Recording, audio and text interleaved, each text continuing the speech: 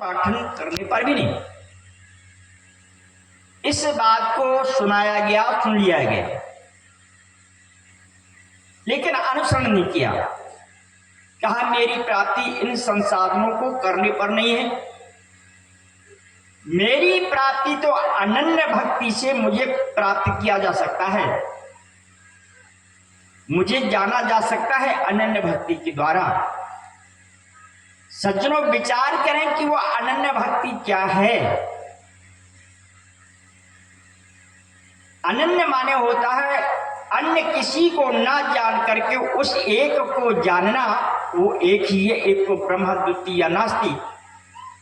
उस एक को जानना, उसको अनन्य भक्ति कहा गया है। तो नानक देव जी कहते हैं कि ज्ञानी संत मिले, उनका सानिध्य मिला, और जब सानिध्य मिला तो मैंने जब अपने जीवन में सत्संग को उतारा, और उतारने के बाद में चिंतन मंथन किया,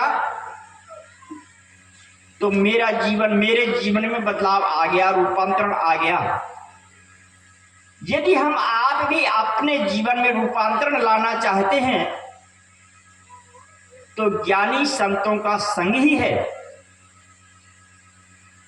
उस ऐसे सत्संग को सुनाते हैं संत कि आपके अंदर रूपांतरण आ जाएगा और आप अपने जीवन की महत्ता को जान लेंगे।